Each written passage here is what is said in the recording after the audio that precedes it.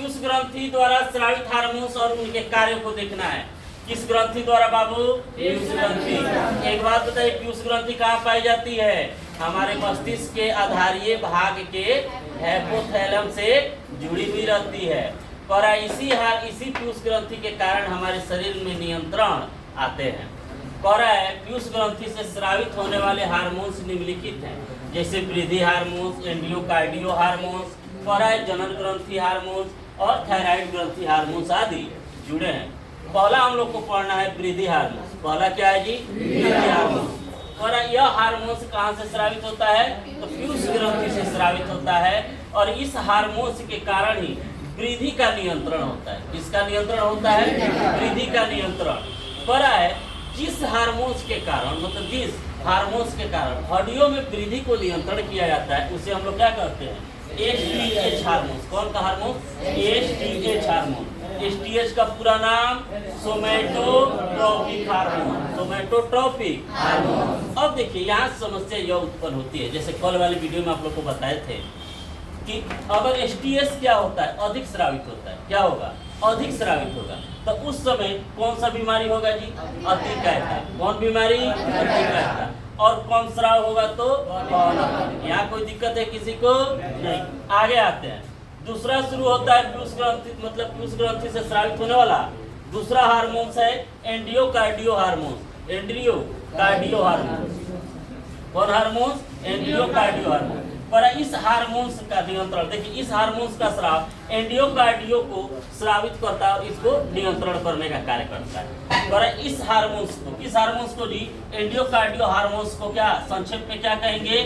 ACTH hormones कहते हैं। जैसे एंडोकार्डिक मतलब ए से एंड्रियो, सी से कार्टियो, टी से ट्रोपिक और एच से हार्मोन। कोई दिक्कत? तीसरा हार्मोन पीयूष ग्रंथि से स्रावित होता है जनन ग्रंथि नियंत्रण हार्मोन। पीयूष ग्रंथि से स्रावित होने वाला तीसरा हार्मोन कौन है? जनन ग्रंथि नियंत्रण हार्मोन। और इस जनन ग्रंथि नियंत्रण हार्मोन से बाबू करा है वृक्क और अंडाशय में जनन हार्मोन्स के स्राव को देखा जाता है।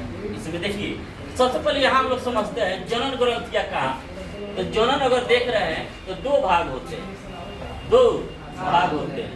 पहला एक नर का भाग होता है और एक मादा। दो भागों में हम लोग बांट के पढ़ते हैं। कितने भागों में? दो भाग। एक नर और मादा।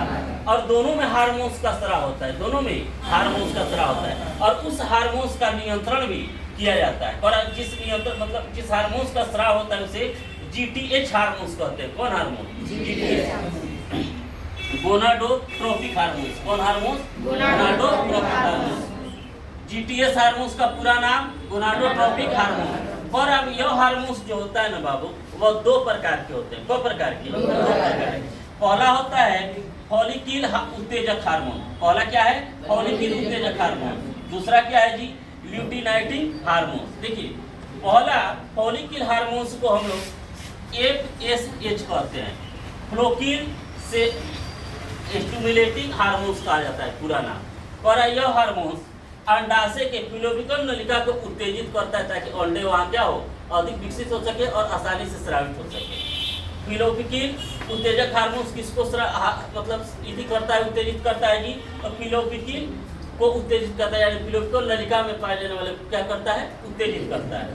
दूसरा है ल्यूटिनाइटिंग हार्मोन्स। यह हार्मोन्स को नर और मादा में, यानी जैसे हम कहते हैं नर और मादा तो दो भाग बांटते हैं ना, मानव को दो भाग में बांटे हैं नर और मादा। और ल्यूटिनाइटिंग हार्मोन्स जो होता है ना, नर में अलग पाया जाता है और मादा में अलग। जैसे नर भाग को हम लोग क्या कहते हैं बाबू? वृषण आता है नर भाग में और मादा में क्या आता है? अंडाशय आता है। अब कह रहा है अगर वृषण से स्रावित होने वाले हार्मोन्स को हम लोग क्या कहेंगे? टेस्टोस्टेरोन। क्या कहेंगे? टेस्टोस्टेरोन। और मादा में जो अंडाशय में स्रावित होगा उसे क्या कहेंगे?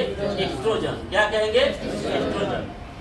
अब यहाँ होता है मतलब पीयूष ग्रंथि से स्रावित होने वाला चौथा हार्मोन्स यहाँ जो है बाबू थायरोट्रोपिक या थायराइड उत्तेजक हार्मोन।